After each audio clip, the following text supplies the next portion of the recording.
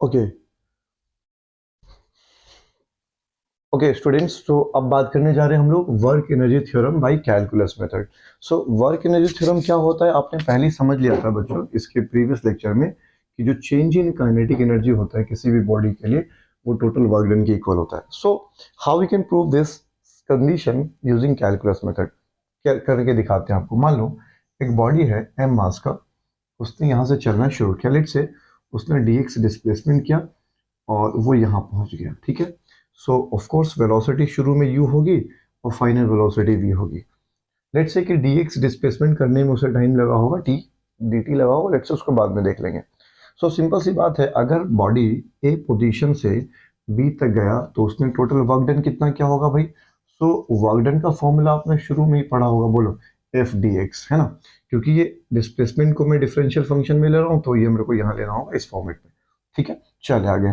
अब देखें आप लोग, सो डी डब्ल्यू दैट इज इक्वल्स टू, अच्छा ये एफ क्या है, फोर्स है, force produced inside the body, so it can also written as mass into acceleration where dx पहले से ही है।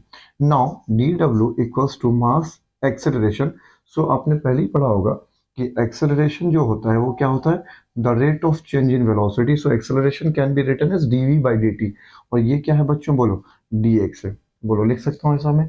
सो यहाँ कंडीशन क्या मिला आपको, देखिए आप लोग, सो dw equals to m और ये हो गया dv, और ये देखिए आप D x upon d T, ये क्या हो गया, displacement upon time. So displacement upon time ये तो वेलोसिटी हो गया।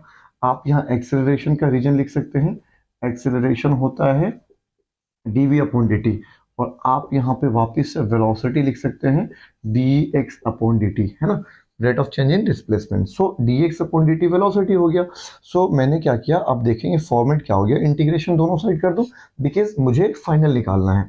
सो टोटल वर्क डन के लिए we need to integrate both side, ये क्या हो गया, एम वी डी वी। ठीक है जी, अच्छा जी, डी डब्ल्यू का इंटीग्रेशन क्या हो जाएगा बच्चों, बोलो डब्ल्यू हो गया।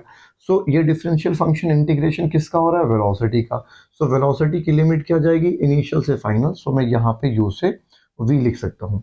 अब क्योंकि इंटीग्रेशन कांस्टेंट वैल्यू का होता नहीं है, सो मास इज कांस्टेंट, सो उसको बाहर ले लिया हमने। सो जैसे ही मैंने मास को बाहर लिया, v dv का इंटीग्रेशन क्या आ जाएगा बच्चों, v स्क्वायर अपॉन 2, और लिमिट कहाँ से कहाँ है, u से v तक है। सो लिमिट अगर मैं डाल दूं यहाँ पर बच्चों तो क्या निकल के आ गया, बोलो m, लिमिट डाल दीजिए v square upon 2 minus u को डाल दीजिए हायर माइनस लोअर, क्या आएगा यू स्क्वायर अपॉन 2।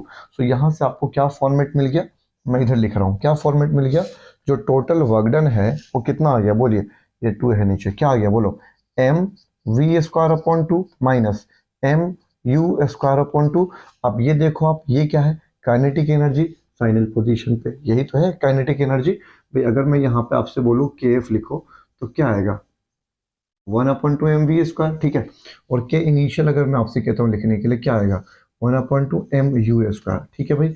तो ये देखो ये वही तो है 1/2 mv², तो इसको क्या हो गया ये, बोलो kinetic energy final minus kinetic energy initial. So हमने क्या प्रूफ कर दिया, बोलो वर्क एनर्जी थ्योरम। चेंज है काइनेटिक एनर्जी का, so it can be written as del k e और इक्वल्स टू क्या, work done. So this is work energy theorem by calculus method. मुझे उम्मीद है ये आपको चीज़ें समझ आ गई होगी, नोट डाउन कर लीजिए।